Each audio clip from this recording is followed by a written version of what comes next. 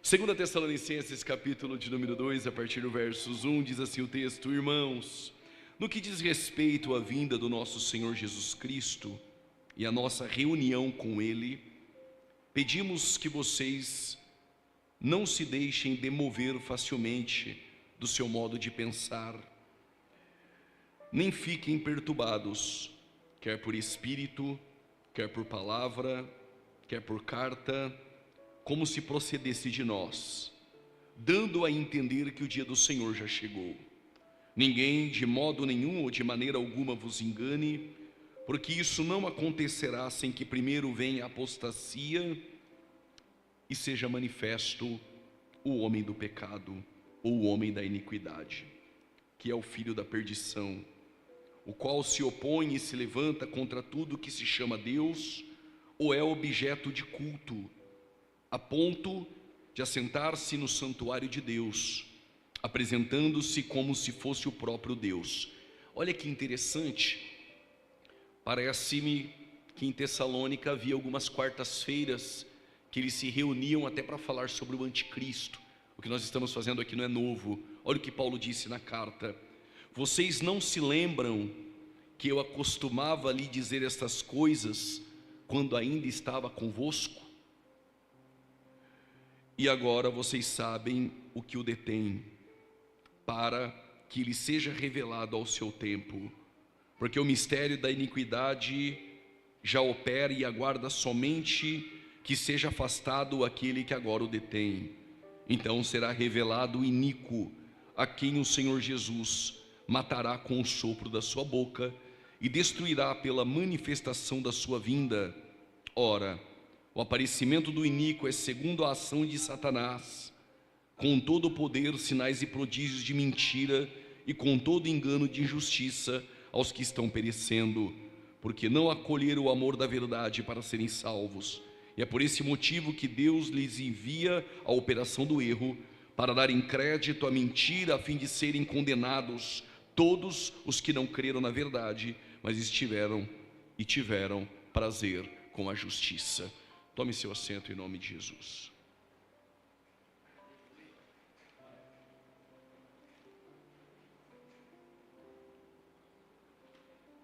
Como vocês bem aprenderam aqui nas últimas quartas-feiras, que o arrebatamento da igreja ele é de caráter iminente, é aquilo que pode acontecer a qualquer momento. Ou seja, a igreja que hoje se preocupa com alguns acontecimentos mundiais dentro da geopolítica que nós estamos vendo, e hoje mesmo eu recebi centenas e centenas de mensagens por conta de acordo de paz de Israel com os palestinos, através do presidente americano, e alguns irmãos parece-me que por falta de conhecimento ainda ficam alarmados com estes acontecimentos. Outros, quando cai uma bomba em Israel, eles vão para as redes sociais para dizer: agora Jesus está voltando. Só para lembrar aos irmãos que para Jesus voltar, nós não dependemos nada de Israel, nem de acordo de paz, e muito menos de guerras que acontecem lá. Até porque, em Lucas 21, versículo de número 24, Jesus disse: Jerusalém será pisada, até que o tempo dos gentios se completem. E quando encerra o tempo dos gentios, quando se completa o tempo dos gentios? Quando Cristo vier com a igreja na segunda vinda, após o período tribulacional. É claro que nós devemos nos ater a todos os acontecimentos, mas nenhum desses acontecimentos vão interferir no toque da trombeta, ou nenhum desses acontecimentos irão interferir naquilo que Jesus disse: eu virei e vos levarei para mim mesmo. Ou seja, o arrebatamento de forma iminente, ele pode acontecer no caminho de volta para casa, pode acontecer hoje, antes que o culto termine, pode ser antes da bênção apostólica, que a trombeta de Deus ela toque, e todos nós, juntamente com aqueles que morreram em Cristo, nós encontraremos nas nuvens para o encontro com o Senhor nos ares. Só que após o arrebatamento da igreja, a igreja no céu, participando do tribunal de Cristo e das bodas do Cordeiro, a mesma igreja que 2 Timóteo capítulo 4 versos 8, recebe a coroa de justiça, que Tiago 1,12 recebe a coroa da vida, que 1 Coríntios 9,25 recebe uma coroa incorruptível, que 1 Pedro capítulo 5, versículo 4 recebe uma coroa de glória. E se alguém perguntar como eu faço para receber, Apocalipse 2,10, ser fiel até a morte, dar-te-ei a coroa da vida. E para aqueles que já têm essa coroa, Apocalipse 3,11, então guarda o que tens, para que ninguém tome a tua coroa. A igreja nos céus, participando do tribunal de Cristo, e depois inserida na mesa para as bodas do Cordeiro, a terra inicia-se um período de tribulação. A pergunta que permeia e gravita entre nós é: quanto tempo irá durar o período tribulacional? Em um programa de rádio, um pós-tribulacionista disse que tribulação de 7 anos, quem inventou isso foi a Assembleia de Deus, para descartar essa falácia que criaram, para mostrar que não foi a Assembleia de Deus, mas que foi o próprio João que defendeu que a tribulação ela vai ocorrer por 7 anos. No livro do Apocalipse, capítulo 12, há uma mulher vestida de sol que pisa sobre a lua, e essa mulher foge para o deserto, por tempo, tempos e metade de um tempo. Tempo, 1 ano, tempos, 2 anos, metade de um tempo, 6 meses. Ela foge para o deserto por 1260 dias, 3 anos e meio. E as 2 testemunhas irão profetizar por 42 meses, 3 anos e meio. Não precisa ser um Pitágoras. 3 anos e meio, mais 3 anos e meio, totaliza 7 anos de tribulação. E olha que nós nem precisamos usar a 70ª semana de Daniel, que é a última semana de anos, que totaliza os 7 anos. Quando a igreja for arrebatada, a terra passará por um período de tribulação, e este período vai perdurar por 7 anos. Como inicia este período tribulacional? O período tribulacional, que no Antigo Testamento recebiam alguns nomes, no Novo Testamento também. O apóstolo Paulo citou o período tribulacional, e os termos para este período, eles mudam. Como por exemplo, Jeremias capítulo 30, versículo de número 7. Jeremias disse que virá um período da angústia de Jacó. Observe que não é a angústia da igreja, é a angústia de Jacó. O que Jeremias está dizendo é que virá uma angústia para Jacó. E a expressão angústia em hebraico é tsará. E tsará significa uma mulher com dores de parto, pronta para dar à luz. Lembra do que Jesus disse no sermão profético em Mateus 24, a partir do versículo 3 até o versículo de número 8, princípio de dores. E o que é o princípio de dores? Uma mulher que está com o princípio de dores, pronta para dar à luz. Ou seja, o período tribulacional, ele é metaforicamente ilustrado já no Antigo Testamento, e até mesmo por Jesus, como um princípio de dores, como uma mulher que está de parto pronta para dar à luz. Ou seja, o período tribulacional é contrações de dores de parto. Mas a mulher, depois de sofrer a dor de parto, ela dá à luz a uma criança, que é um novo tempo, uma nova história. O período de tribulação é exatamente isso. São 7 anos de dores de parto, até que a terra dará à luz a um novo tempo, que é um período de 1000 anos, que é um período de um reino milenar, e nós iremos falar sobre isso, provavelmente na próxima quarta-feira. O período tribulacional, que por Jeremias é chamada de angústia de Jacó, este mesmo período é chamado em Sofonias, capítulo 1, versículo de número 14 a seguir. Joel, capítulo de número 2, versículo de número 1. E também nós temos Malaquias, capítulo 4, a partir do versículo de número 1, necessariamente o versículo de número 5. Para aqueles que estão anotando, vou repetir os textos. Jeremias, capítulo 30, versículo 7. Joel, capítulo de número 2, versículo de número 1. Temos também Sofonias, capítulo 1, versículo de número 14, e Malaquias, capítulo de número 4, versículo de número 1 até o versículo de número 5. Estes profetas profetizaram sobre o período tribulacional, chamando de dia do Senhor. E o que é o dia do Senhor? É exatamente um período não de 24 horas, mas um período que se estende por um tempo. E este período é um período de tribulação que virá sobre toda a terra. Quando nós vamos para o Novo Testamento, nós temos o período de tribulação chamado por Paulo como o dia da ira.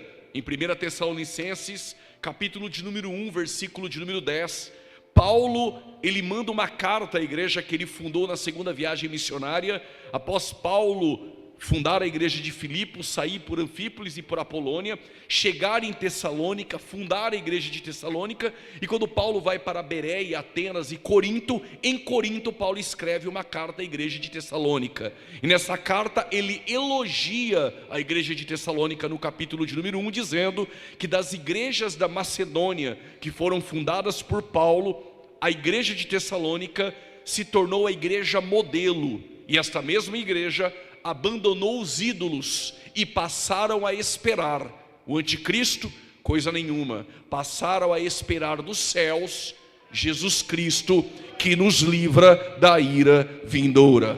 Logo, o apóstolo Paulo está dizendo que o período tribulacional é um período de ira, mas nós crentes podemos ficar despreocupados. Ninguém aqui aguarda o iníquo, ninguém aqui aguarda o filho da perdição, ninguém aqui está aguardando o anticristo. Todos nós estamos aguardando o encontro com Jesus Cristo nos ares. Mas no capítulo de número 5, o apóstolo Paulo, ele diz assim: o dia do Senhor virá como um ladrão. Observe que a expressão dia do Senhor que Paulo usa no capítulo de número 5, já é uma expressão usada pelos profetas.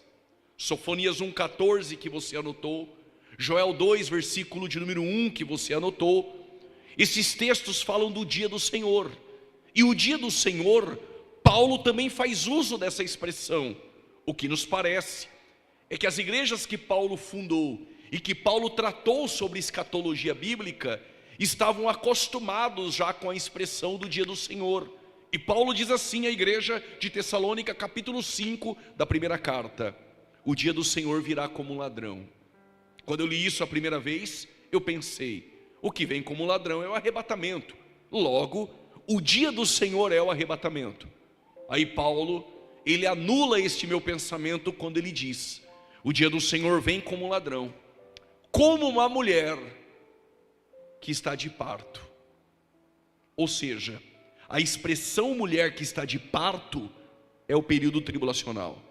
Já usada por Jeremias essa expressão, e também usada por Jesus como princípio de dores.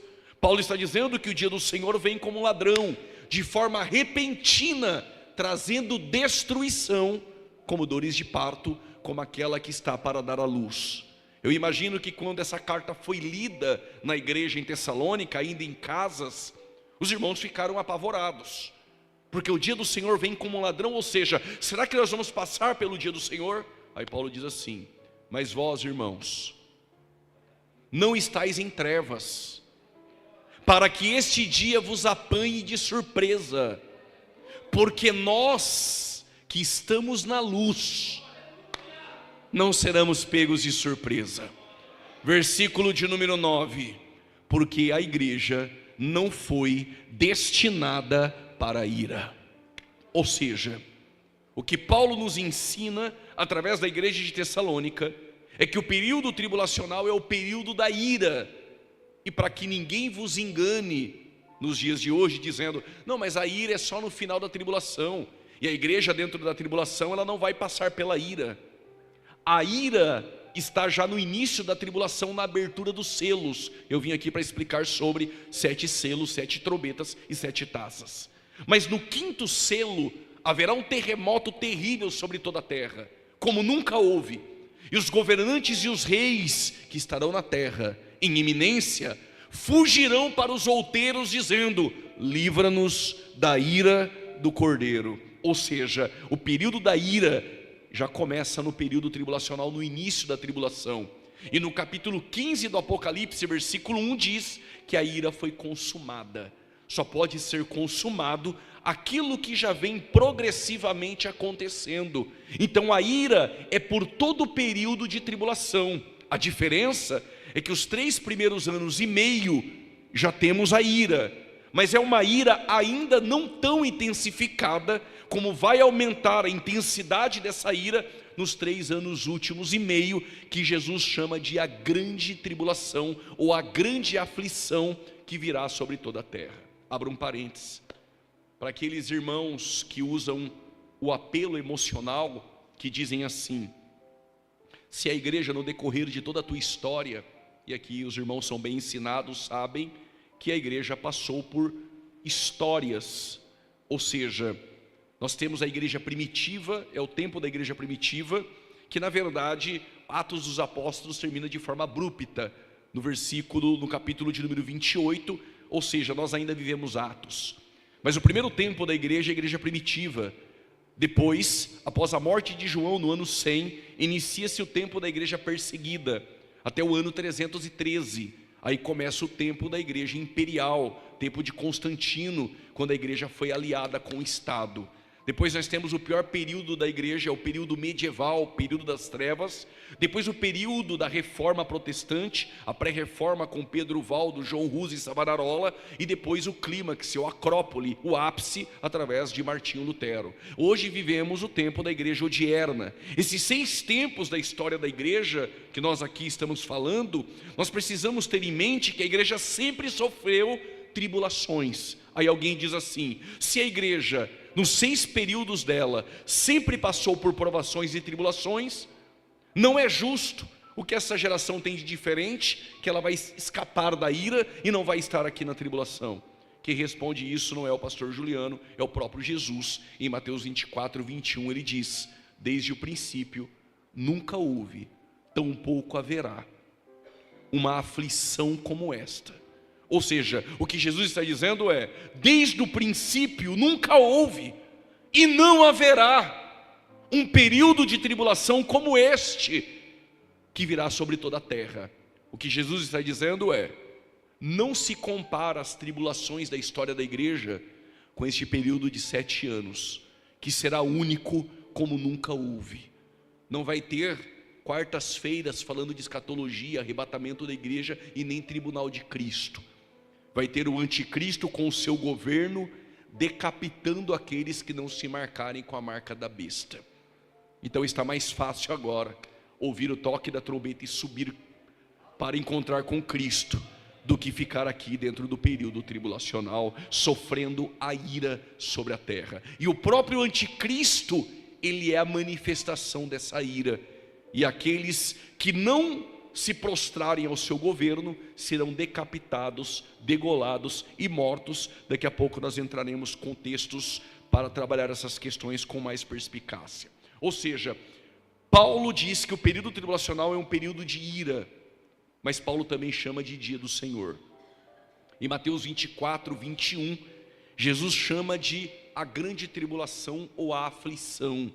Contudo, em Apocalipse capítulo 3, versículo 10, este período é chamado também de a tentação, o peirasmu, que há de vir sobre toda a terra.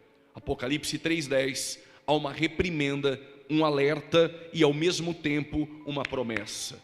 Como guardaste a palavra da minha paciência, eu te guardarei da hora da tentação que há de vir sobre toda a terra. Ou seja, se você guardar a palavra da minha paciência, teresso ek, tes horas, tu perasmu, se você guarda a palavra da minha paciência, eu te guardo, não na hora, mas da hora da tentação que há de vir sobre todo o mundo. Ou seja, nós seremos guardados não dentro, mas seremos guardados fora da tentação que há de vir sobre toda a terra, para tentar todos os habitantes da terra dentro do período tribulacional. Se você guarda a palavra no teu coração, fique tranquilo, este período não irá atingir a tua vida. E por quê? Estaremos glorificados com o Senhor na eternidade.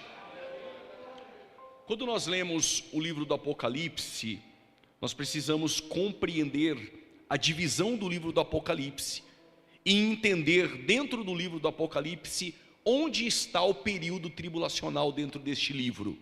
Até o momento, nós ainda estamos de forma muito superficial, tratando que o período tribulacional já havia sido mencionado pelos profetas maiores e menores, como o período de angústia de Jacó, como o dia do Senhor.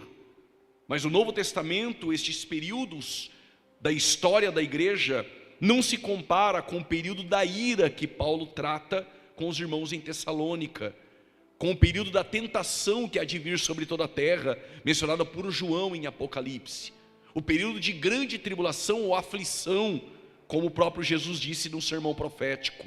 E Paulo também usa a expressão dia do Senhor para o período tribulacional. Mas afinal de contas, no livro do Apocalipse, quais os capítulos que mencionam o período tribulacional? Para isso, nós precisamos compreender como dividir o livro do Apocalipse.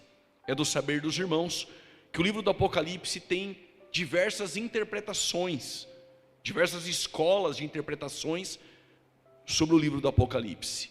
Mas nós, assembleanos, e que também somos futuristas e pré-milenistas, nós temos uma leitura do livro do Apocalipse de forma literal. Ainda que o livro do Apocalipse tenha símbolos como besta que sobe da terra, besta que sobe do mar, antiga serpente e o dragão, 144 mil, uma mulher vestida de sol que pisa sobre a lua, que foge para o deserto, estes símbolos são interpretados pela própria Bíblia.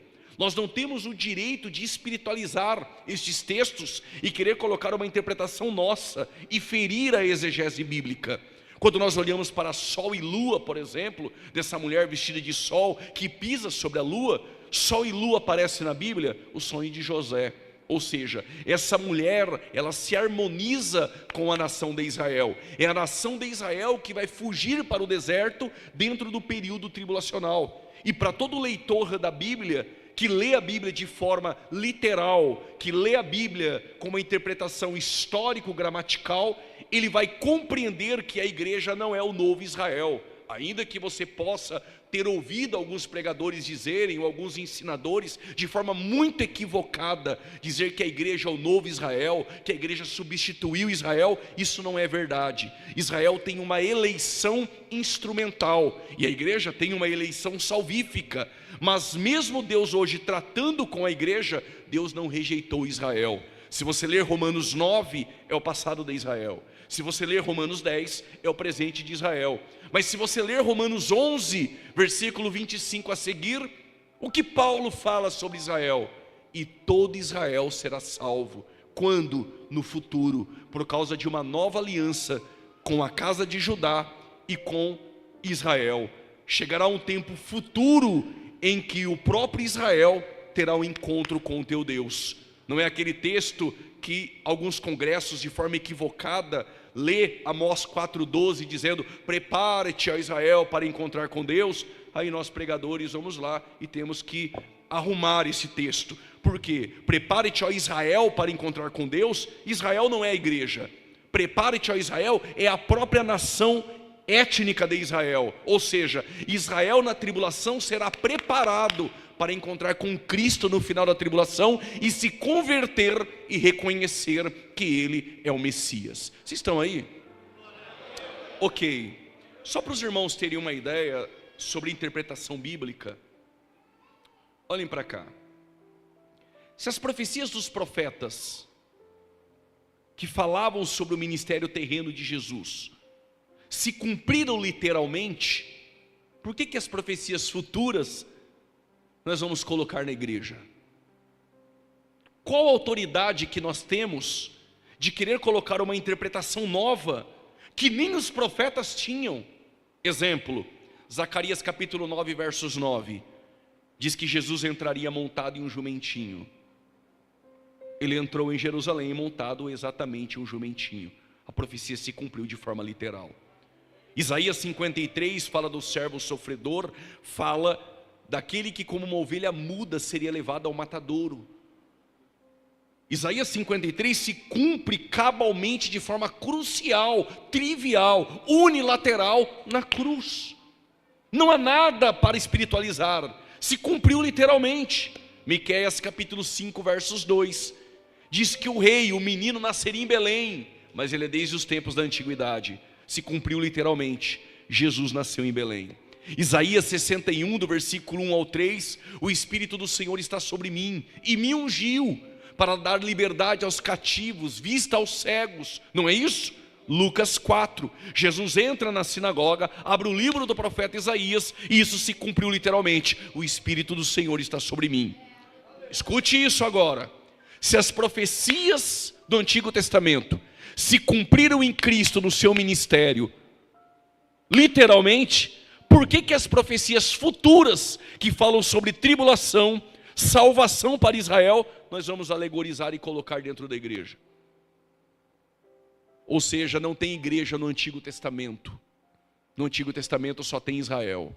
E todas as profecias futuras para a nação de Israel, todas irão se cumprir literalmente.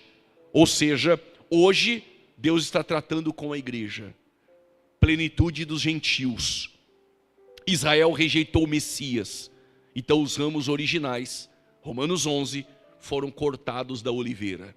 E nós fomos enxertados.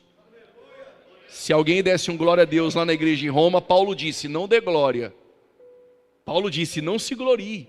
Porque se os ramos originais foram cortados, quanto mais eu e você que deu glória. Jambuzeiro bravo, oliveira brava. Mas graças a Deus que no banquete da parábola de Jesus, os que estavam na lista rejeitaram o convite. E aí os servos disseram ao rei: o que vamos fazer? Ele disse: como a mesa está pronta, então agora convide os que não estavam na lista. E nós que não estávamos na lista, agora estamos sentados na mesa da graça. Ou seja, por que tem igreja hoje que tem candeeiro dentro dela? Que nem era para se chamar igreja, era para se chamar sinagoga. Por que tem igreja que tem chofar? Por que tem igreja que tem arca? Por que tem igreja hoje que o líder está com o quipar na cabeça? Precisaria ler urgentemente, de forma peremptória, a carta aos Gálatas, a essa sinagoga. Porque a igreja de Cristo não é Israel. Cristianismo não tem nada a ver com judaísmo, ainda que nós cremos em um mesmo Deus, mas nós cremos também na pessoa do Filho, do Espírito Santo. E nossa igreja não tem chofar, tem palavra. Nossa igreja não tem candeeiro, tem a presença do Espírito Santo de Deus. E permita-me, se você frequenta uma igreja que tem chofar, que tem arca, que tem candeeiro, fuja dessa sinagoga e vai para uma igreja bíblica que tem palavra e ação do Espírito Santo. Quando nós lemos o livro do Apocalipse, nós precisamos então compreender qual a divisão exata do livro do Apocalipse. Lembra que eu disse, há várias interpretações sobre o livro do Apocalipse. A interpretação historicista diz que o livro do Apocalipse está se cumprindo durante a história. A interpretação alegórica, chamada de idealista, são dos nossos irmãos presbiterianos. Eles acreditam que o livro do Apocalipse, os personagens que nele estão, são todos espirituais e nada é literal. Por exemplo, os 144 mil, que a Bíblia diz que é 12 mil de cada tribo, eles dizem que é a igreja. A mulher vestida de sol que pisa sobre a lua, eles dizem, é a igreja. O período de 1000 anos, como diz Apocalipse 20, eles dizem, a Bíblia diz que é 1000, mas não é 1000, é alegórico. Percebe como eles alegorizam textos sem critério exegético? Logo, a interpretação correta é baseada em Apocalipse 1:19. O que Jesus disse para João, capítulo 1, versículo 19, João escreve: as coisas que vistes, as que são e as que brevemente hão de acontecer. Quais são as coisas que vistes? Estou dividindo o livro do Apocalipse em 3 partes, conforme o próprio livro se divide. As coisas que vistes, as que são e as que hão de acontecer. Quais são as coisas que vistes? Capítulo 1, Cristo glorificado. João está em Pátimos pela palavra e pelo testemunho. E aqui é uma grande lição. Fidelidade à palavra não é ausência de provação. Ele é fiel à palavra, mas está exilado. Mas se fidelidade à palavra não é ausência de provação, uma coisa eu te garanto: fidelidade à palavra é garantia da tua presença. Jesus apareceu para ele no capítulo 1 glorificado, e quando João olhou para ver quem era aquele que falava com ele, no meio dos castiçais, como voz de trombeta, Jesus disse a João: não temas. Cabelos brancos como a neve, fala da sua eternidade. Isaías 9:6, ele é pai da eternidade. Miqueias 5:2, ele é o menino que nasce em Belém, mas ele é desde os tempos da antiguidade. João capítulo 17, versículo 5, devolva aquela glória que eu tinha contigo antes que o mundo existisse. Se ele é eterno, ele é criador. Colossenses 1:16, ele criou todas as coisas, visíveis e invisíveis. João 1:3, sem ele, nada do que foi feito se fez. Mas ele só criou e virou as costas para o universo? Coisa nenhuma. Hebreus capítulo 1, versículo 3, ele sustenta todas as coisas pela palavra do teu poder. Ele é eterno. O seu rosto resplandece como o sol. O seu vestido não foi confeccionado em Damasco, Magdalo em Tiro, mas é branco puro, porque ele é santo. Um cinto de ouro, porque ele é rei. Pés como latões reluzentes. Em sua mão direita 7 estrelas, a liderança das 7 igrejas da Ásia. Ou seja, ele coloca, ele tira, ele cuida, ele sustenta, ele preserva. Capítulo 1, Cristo glorificado. Escreve as coisas que vistes. Capítulo 1 já aconteceu. O que no Apocalipse é passado? Capítulo 1 já aconteceu. Agora escreve as coisas que são. Capítulo 2 e capítulo 3. As 7 igrejas da Ásia. Isso é passado. Essas igrejas existiram. Mas como as cartas foram à igreja, então aquela carta serve para nós e a carta é atual. Da mesma forma que Cristo se apresentou a cada uma delas, é o mesmo Cristo que se apresenta a nós. Da mesma forma que ele repreendeu aquelas igrejas, a reprimenda é um alerta para nós. E da mesma forma que ele elogiou aquelas igrejas, se a nossa igreja carregar a mesma característica daquelas que receberam elogios, pode ter certeza que aquele elogio também cabe a nós. E as promessas às 7 igrejas da Ásia permanecem de pé e estão para todos nós que iremos vencer. Ao que vencer, lhe darei o maná escondido e uma pedra branca. A pedra branca no século I, por exemplo, era usada tanto para um contexto festivo de jogos, também para um contexto de tribunais. Quem recebia a pedra branca? O vencedor de um jogo olímpico, por exemplo, na Grécia, ele recebia como prêmio uma coroa corruptível e uma pedra branca para dizer: você venceu, chegou na linha de chegada. Mas no tribunal, quem era absolvido também recebia uma pedra branca. O que João está dizendo por intermédio de Cristo é: ao que vencer, que chegar na linha de chegada vitorioso. Detalhe, você não vence porque você é bom, porque em Cristo somos mais que vencedores. Ao que vencer, você receberá uma pedra branca dizendo: você é vitorioso em Cristo Jesus. E uma pedra branca para dizer: absolvido por toda a eternidade.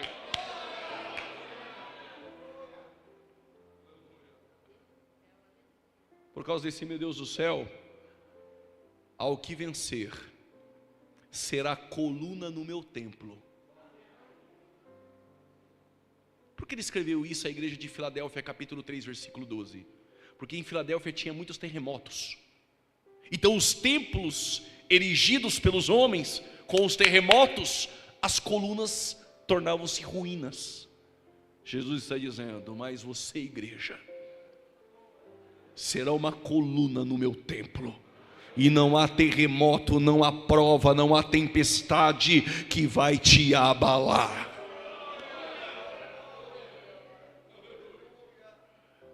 Ao que vencer, lhe darei o direito que se assente comigo no meu trono, assim como eu venci e me assentei no trono com o meu Pai. Escreve as coisas que viste, as coisas que são, capítulo 2 e capítulo 3. As 7 igrejas da Ásia, seja Éfeso, Esmirna, Pérgamo, Tiatira, Sardes, Filadélfia e Laodiceia, só tem uma que não recebeu elogio: Laodiceia. Mas só tem 2 que não receberam reprimendas: Esmirna e Filadélfia. Mas para todas elas, ele disse uma frase. E quando eu disser essa frase, você tem 4 opções. Antigamente eu falava 3, agora eu estou dando a 4. A primeira é dar glória a Deus. A segunda, ficar aí sentado, apavorado, segurando na cadeira. A terceira é levantar a mão e dar glória a Deus, mesmo disfarçadamente. E a quarta, essa igreja não merece ouvir isso. Qual a frase? Eu conheço as tuas obras.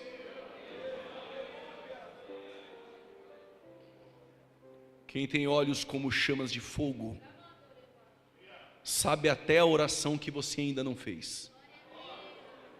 Vou melhorar. Olhos como chamas de fogo, ele já ouviu esse glória a Deus que você deu aqui agora, desde a eternidade, antes de criar o universo. Olhos como chamas de fogo, sabe até o que você pensa e o que você vai pensar. E se você não quer que ele saiba teu pensamento, é melhor que nem pense. Jesus estava num culto, e é naquele culto que um rapaz vai sair por uma porta que nunca entrou, até porque entrou pelo telhado. E os fariseus no culto, diz o texto, pensaram, não falaram. E Jesus disse: por que pensais mal em vossos corações? O que é mais fácil dizer? Perdoados são os seus pecados, ou levanta-te e anda? Só para saber que o Filho do Homem tem poder não só para perdoar pecados, pega a tua cama, levanta e anda. Ou seja, ele sabia até o que os fariseus pensaram. Aquele que conhece as tuas obras, ele conhece a igreja do lado de dentro e também do lado de fora. Lições que nós aprendemos com as 7 igrejas da Ásia, uma delas, por conta do tempo, é: o relatório dos homens é diferente do relatório dos céus. Relatório dos homens, igreja de Laodiceia: rica sou e de nada tenho falta. Relatório dos céus: pobre, cega e nu. Relatório dos homens, Esmirna é pobre, no céu aquilo é rica. Filadélfia, relatório dos homens, tem pouca força. Relatório da eternidade: tendo pouca força, não negou o meu nome, e diante de ti eu pus uma porta aberta, e a porta que Deus abre, demônio nenhum fecha. Mas o livro do Apocalipse também fala das coisas que brevemente hão de acontecer. Capítulo 4 e 5 é atemporal. Precisaria de uma quarta-feira só para o capítulo 4 e 5. Mas do 6 ao 22 são coisas que hão de acontecer. Ou seja, irmão, quando você estiver em sua casa lendo o Apocalipse, se ler o capítulo 1, já aconteceu. O Cristo glorificado apareceu para João, mas é o mesmo Cristo glorificado que nós veremos na eternidade. Capítulo 2 e capítulo 3, aquelas igrejas da Ásia, 7, hoje é ruínas. Aquelas igrejas passaram, mas a reprimenda, os elogios, as promessas estão de pé para nós. Mas do capítulo 6 ao 22, tudo que você ler ali só vai acontecer após o arrebatamento da igreja. Dá até vergonha dizer isso aqui, mas na pandemia tinha uns gafanhotos na Argentina, e crente que não vem na escola bíblica dominical e falta no culto de doutrina, é razoável que faça isso. Apocalipse 9 está se cumprindo, os gafanhotos já estão chegando na terra. Sabe o que tem em Apocalipse 9? Um ser desce do céu, abre o poço do abismo, após receber a chave de um outro ser, e do poço do abismo sairá Abaddon, Apolion e gafanhotos, cabelos como fio de ouro, picadas de escorpiões, e atormentarão a terra por meses. São demônios, irmãos. E por que João disse que saem como gafanhotos? É porque eram tantos demônios que saíam em bando para atormentar a terra. Aí quem não lê a Bíblia não sabe que Apocalipse do 6 ao 22 só ocorre após o arrebatamento. Pegou o capítulo 9 e colocou na pandemia. E para piorar, ainda disse que os demônios eram os gafanhotos que estavam na Argentina e já estavam vindo para o Brasil. Esses demônios irão atormentar a terra. Mas as irmãs podem ficar tranquilas, que neste momento vocês estarão vestidas de linho branco puro, resplandecente, sentada na mesa das bodas do Cordeiro.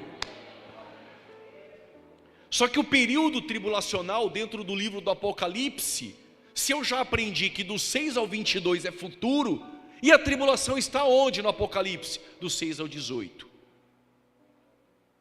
A tribulação que ocorre após o arrebatamento da igreja está inserida em Apocalipse do capítulo 6 até o capítulo de número 18. Tudo que você ler em Apocalipse do capítulo 6 ao 18 é o período tribulacional. E no capítulo de número 6 até o capítulo 18, nós iremos falar sobre 7 selos que serão abertos. E os 4 primeiros selos, aqueles 4 cavalos, o branco, o vermelho, o preto e o amarelo, que no grego é um esverdeado, é um amarelo apático. Esses 4 cavalos, já teve tantos equívocos interpretativos sobre eles, e que é simples, é apenas ler o texto. E o texto informa quem são os 4 cavalos brancos, que são os 4 primeiros selos. Também dentro do Apocalipse do 6 ao 18, depois dos 7 selos, 7 trombetas. E depois das 7 trombetas, 7 taças. Não são eventos cíclicos que ocorrem de forma simultânea, tratando-se de um mesmo evento. Selos, trombetas e taças são eventos distintos de forma linear e progressivamente.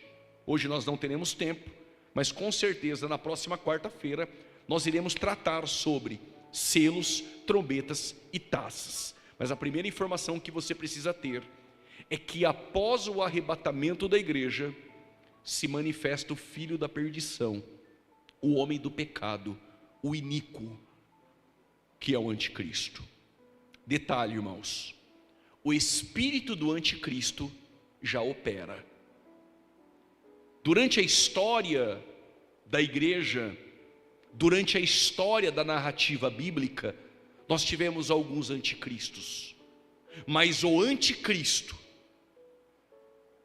escatológico, que é aquele que vai receber poder da antiga serpente e o dragão, que é Satanás, este só se manifesta após aquela que com a atuação do Espírito Santo detém a sua manifestação. Enquanto ela, a igreja, estiver aqui e o Espírito Santo atuando dentro da igreja, esse Espírito Santo com a igreja impede a manifestação do anticristo. Mas quando a igreja for tirada da terra, aquela que o resiste e o espírito que detém o anticristo, quando ela for tirada, então o anticristo se manifesta. Só tem uma força que pode impedir a manifestação do filho da perdição. É de uma pessoa que atua dentro da igreja. Quem é essa pessoa? O Espírito Santo de Deus. E aqui ninguém tem dúvida que ele é uma pessoa, porque quem tem ouvidos ouça o que o Espírito diz às igrejas. Ele fala. Paulo diz: quando tu não tiver força para orar, fique tranquila, ele intercede por vós com gemidos inexprimíveis. Ele fala, ele intercede, e ele usa o pastor Reginaldo com os pastores daqui para cumprir o que está em Atos 13. O Espírito Santo separou Barnabé e Paulo para a primeira viagem missionária. Ele fala, ele intercede, ele separa para o ministério, e Tiago ainda vai dizer que ele tem ciúmes. E tem mais, João 14, João 16, Jesus disse: ele vos ensinará todas as coisas e vos fará lembrar de tudo quanto vos tenho dito. Ele faz lembrar, ele ensina, ele fala, ele separa, ele intercede, ele tem ciúmes, ele direciona os crentes, ele é uma pessoa e ele habita no meio da igreja.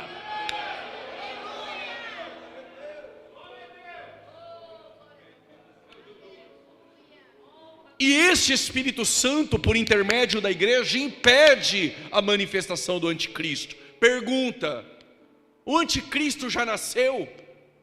E eu vou saber? Pode ser que ele tenha nascido? Pode. Pode ser que ele tenha 20 anos? Pode.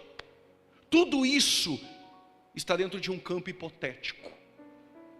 Mas de uma coisa nós temos certeza: que após o rapto da igreja, após o harpazo, após a igreja for tirada, o Espírito Santo que atua dentro da igreja, ele se restringirá. Então o anticristo terá o espaço para se manifestar dentro do período tribulacional. O anticristo, a igreja não precisa ficar procurando nomes. E olha que eu já ouvi, infelizmente, alguns que infelizmente dizem ser pentecostais, mas claro que nós sabemos que é só uma roupagem pentecostal. Já disseram que o anticristo é o Macron, presidente da França. Outros disseram que o anticristo é Elon Musk. Agora estão todos preocupados dizendo que o anticristo é o Trump.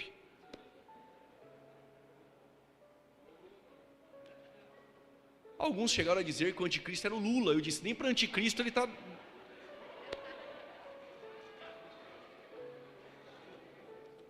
Mas olha que interessante. Em tempos antigos acreditava que o anticristo, por exemplo, era algum dos papas. Então percebe que sempre houve essa inclinação da igreja em descobrir quem é. Só que eu tenho para alguns má notícia, para outros boa, e para outros que ficarão indiferentes. Nós não sabemos quem é. E olha para a minha cara, se eu estou preocupado em querer saber quem é o anticristo. Se quando ele se manifestar, nem aqui eu vou estar.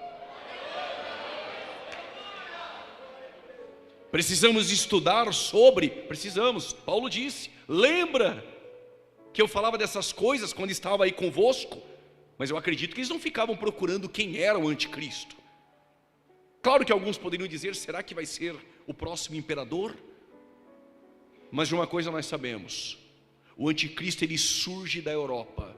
Como eu sei disso, ele surge do antigo império romano revivido. E para isso nós precisamos entender um pouco do livro de Daniel. Então, dou uma pausa aqui no Apocalipse.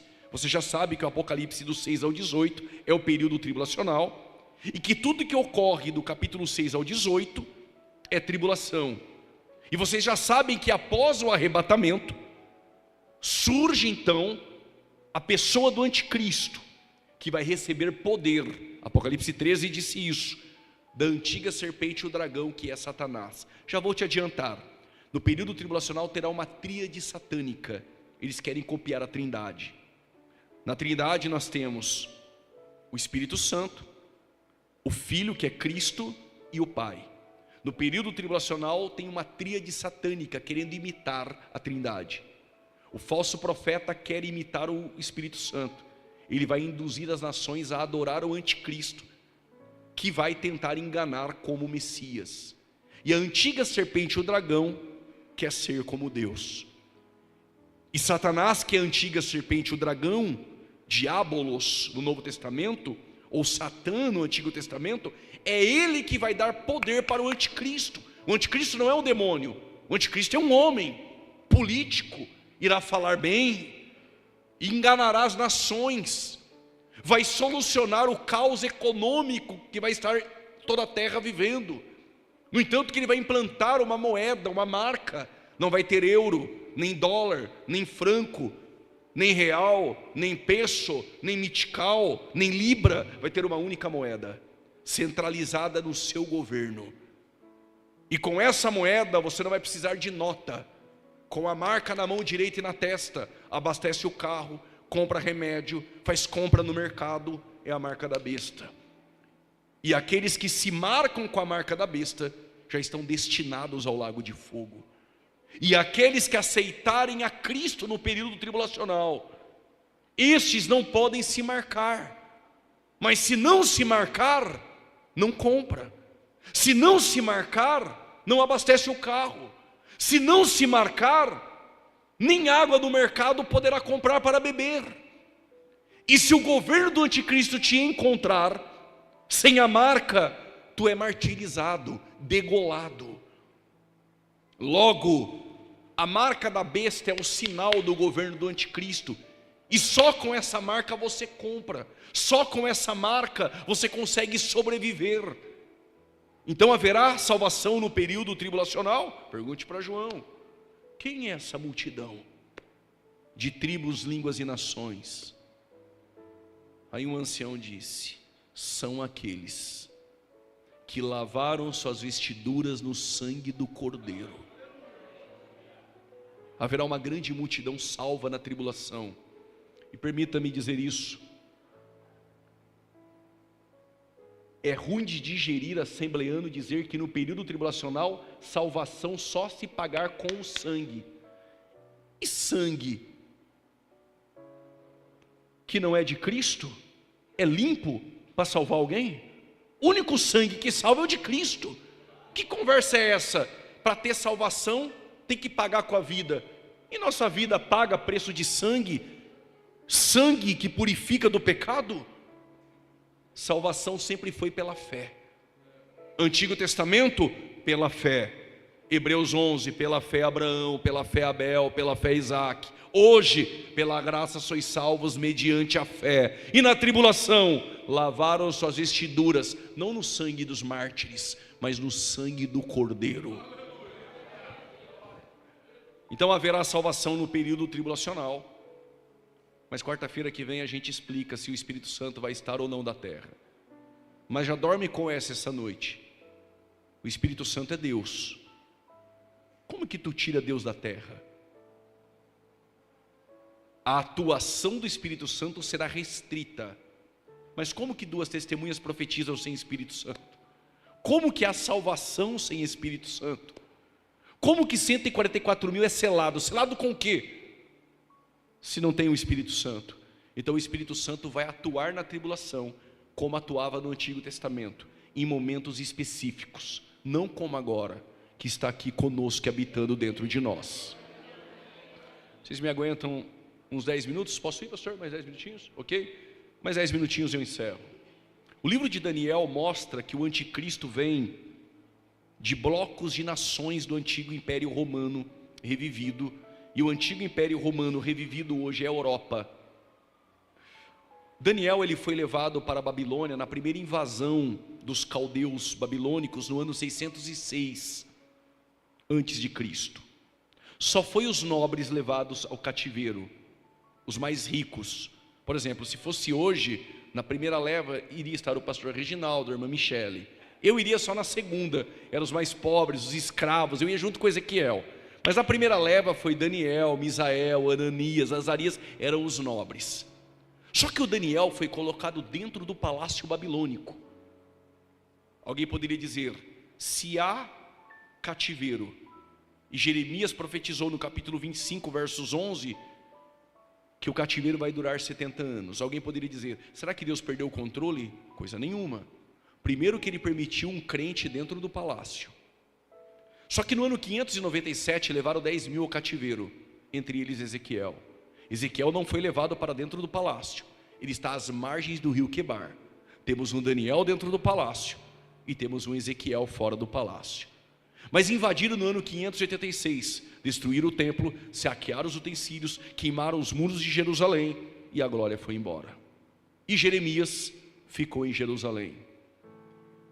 Deus não perde o controle.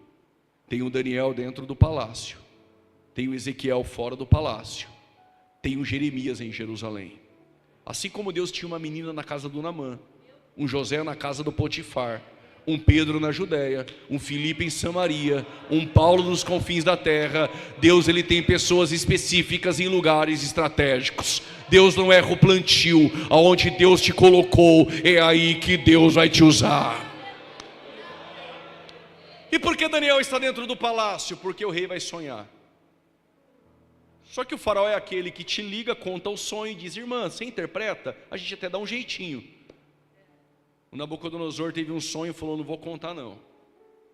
Eu quero que revele o sonho e depois interprete o sonho. Arioque, chefe da guarda, passaram um pregão em Babilônia procurando mago, astrólogo, adivinho. Profeta do Pix, ninguém conseguia interpretar. Mas tinha um jovem que orava 3 vezes ao dia. Não, dei glória não, porque todo judeu só ora 3 vezes ao dia, ele só fazia lição de casa. Judeu ora 3, muçulmano reza 5. Dê glória agora, que Paulo disse que eu e você é sem cessar. Quando Daniel, orando 3 vezes ao dia, quem ora tem revelação. Deus deu a ele a revelação, compareceu diante do rei e diz: tu sonhou com uma estátua, não foi? E o rei falou: foi mesmo.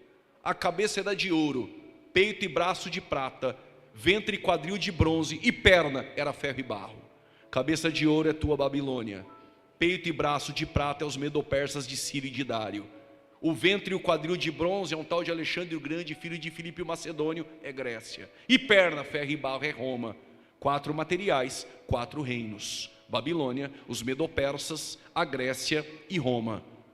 Mas o sonho não acabou não, né, Nabucodonosor? Ele falou: acabou não, tem mais uma parte, não tem? Tem sim, tu viu uma pedra.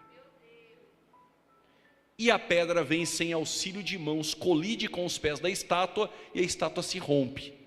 A pergunta que permeia e gravita aqui em Jaboticabal hoje é essa: quem é a pedra? Arai, Amandorá. E abaçui queimando. Sua casa, sua vida, essa igreja está fundamentada nesta pedra. Oh glória!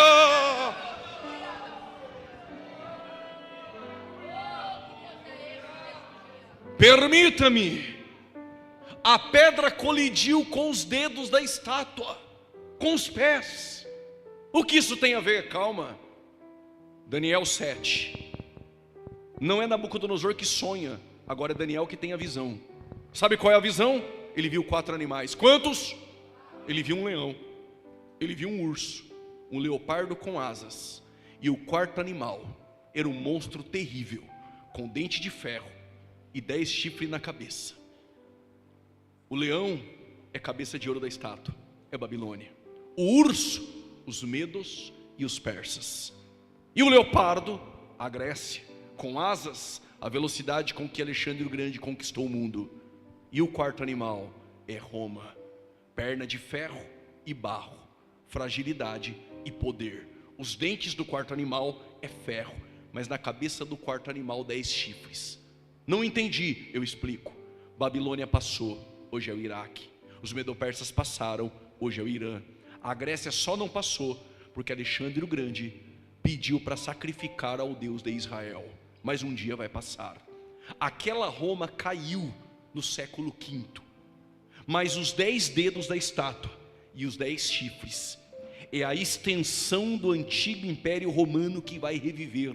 Quando a igreja for arrebatada. Não sei se são 10, mas blocos de nações da Europa será a plataforma de onde surge o anticristo. O anticristo é o primeiro selo, é o cavalo branco que aparece no Apocalipse 6, no início da tribulação. E por que branco? Não seria ele o Cristo? O branco tem arco sem flecha. O meu Cristo não é esse do capítulo 6 genérico, é o verdadeiro do 19, que não tem arco, tem espada saindo da tua boca. O do 6 é uma cópia. E por que branco? É uma falsa paz. O anticristo vai implantar uma falsa paz dentro da tribulação.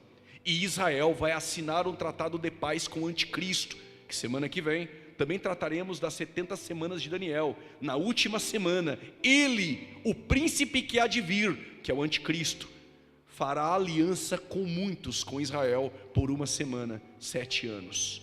E na metade da semana será rasgado o tratado de paz. Ou seja, quando o anticristo surgir no período tribulacional, ele vai trazer paz em Israel, vai trazer economia para a terra.